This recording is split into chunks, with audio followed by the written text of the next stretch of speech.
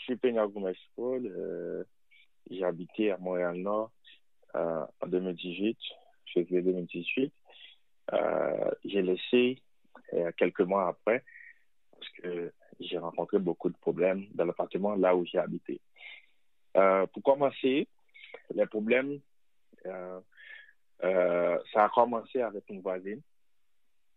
La voisine était en dessous de nous, puis nous, on était au 5e étage, elle était au 3e étage. Ma femme était enceinte et elle travaille à l'aéroport Montréal-Trudeau. Son horaire, c'était de 2 heures du matin et 4 heures du matin jusqu'à midi. Mais elle devrait se réveiller vers 2 heures pour se préparer pour prendre la route parce que la route était minimum 30 minutes là. Puis lundi au vendredi et des fois les fins de semaine, ma femme avait une fin de semaine sur 2. Elle doit se préparer, à prendre la douche, faire quelque chose dans la cuisine. Puis moi aussi, je dois me réveiller pour l'aider. Des fois, je la dépose au travail, puis je reviens. Mais à chaque jour, on se réveille. On était 2, mais elle était enceinte. Puis ça a commencé quelques semaines après quelques semaines après qu'on est rentré dans l'appartement. On est rentré le 7 février, puis ça a commencé comme la fin du mois de février. Et la voisine commence à nous déranger un peu. Elle commence à parler très fort quand ma femme se réveille pour aller travailler. Elle commence à dire des choses horribles.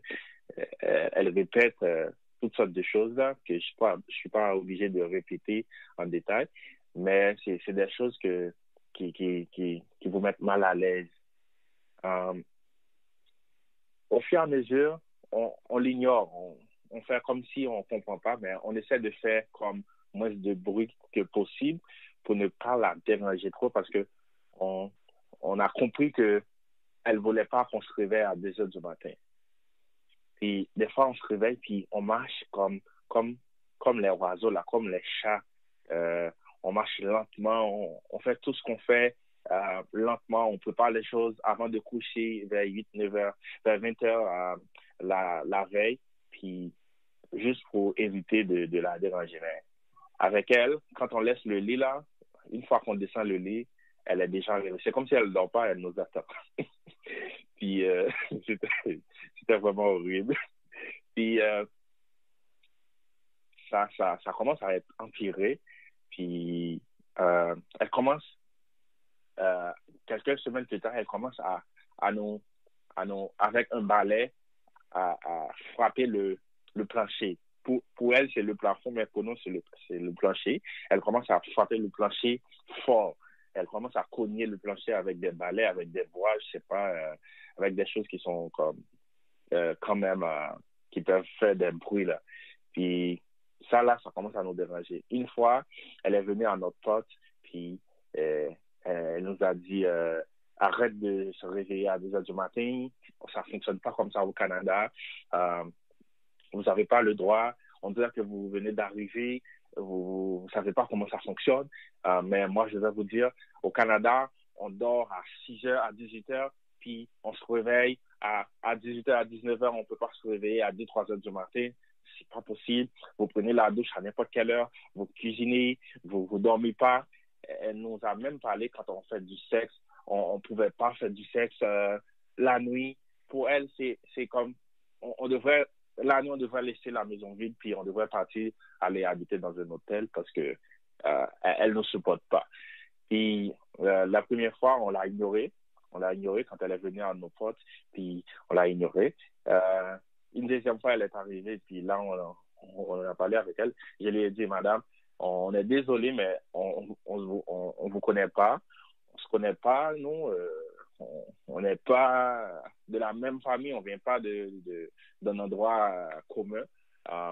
Si vous avez quelque chose, adressez-nous gentiment, puis on peut gérer ça, on peut discuter, on peut parler avec le propriétaire. Peut-être c'est le plancher, notre plancher qui a un problème.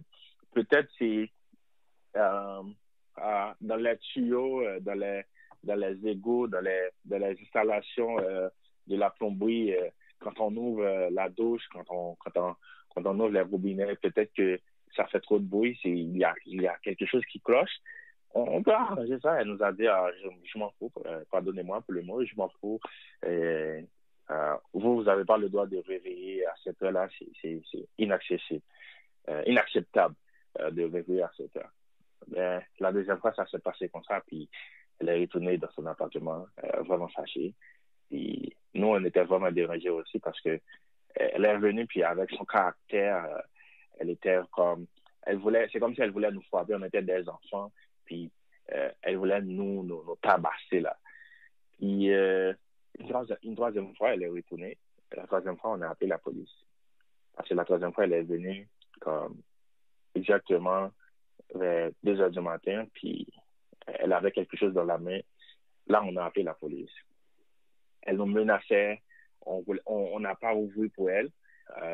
Elle cognait la porte si fort que les autres personnes qui sont dans l'appartement, dans le building, étaient obligées de se réveiller pour demander qu'est-ce qui se passe.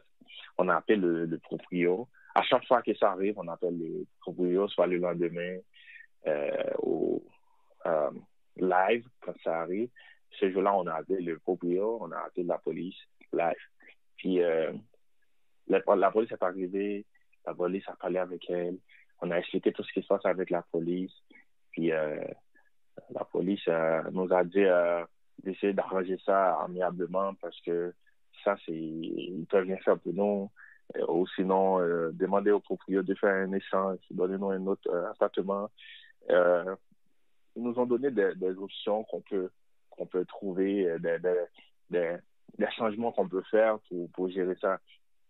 Puis on a parlé avec le propriétaire. Le propriétaire nous a dit qu'il n'a pas d'autres appartements vides, ni dans le coin, ni proche. Puis c'était vraiment horrible pour nous. Puis la dame, pour ajouter, elle était comme dérangée même quand on prie, parce que nous, on est des protestants. Quand on prie, là, elle est dérangée. Elle est vraiment dérangée parce que elle était vaudouisante. Puis nous, ça ne nous dérange pas quand elle fait ses vaudous, quand elle fait je sais pas comment on appelle ça vraiment, quand elle fait ses affaires chez elle, ça ne nous dérange pas parce que c'est dans notre culture. Elle est haïtienne, nous aussi, on est des haïtiens. Et ça ne nous dérange pas parce que on vit chacun nos vies. Et elle, tout ce qu'on fait, c'était oui pour elle. Ben, ma femme était enceinte, puis des mois sont passés. Ma femme a commencé à stresser. Elle commence à maigrir. Elle voulait plus manger. Puis, son état était vraiment désagréable. Moi aussi, j'étais un peu stressé parce que c'est la première fois que ça m'est arrivé. Je savais pas quoi faire parce que j'ai parlé avec des gens, des amis, des membres de ma famille, de la famille de ma femme aussi, des personnes plus âgées que nous pour savoir quoi faire. Tout le monde nous a dit que on doit laisser l'appartement parce que ça fonctionne pas. Surtout avec un bébé qui arrive, imaginez, on est deux adultes, on prend des précautions puis ça fonctionne pas avec un bébé à la maison avec cette dame-là, au Seigneur, je ne sais pas comment on allait faire. Puis, quelques mois plus tard, on était obligé de laisser la maison, puis on a déménagé très, très loin jusqu'à la Chine. En présent, on habite à la Chine. On est bien, on est heureux, on est vraiment à l'aise, on n'a aucun problème. Là, j'ai 2 enfants, 2 filles. La première, elle a 2 ans, 2 ans et 3 mois, 3 mois, janvier à avril, ouais, 2 ans et 3 mois. Puis la deuxième, elle vient d'être née, elle a 1 mois. Tout est correct, on n'a jamais eu de problème avec d'autres gens ici. Malgré on a des enfants et on habite encore en haut dans un appartement au 5e. C'est presque pareil, on a des gens en dessous de nous. Rien ne nous dérange, puis ça fonctionne, ça marche, on vit notre vie, puis tout est beau.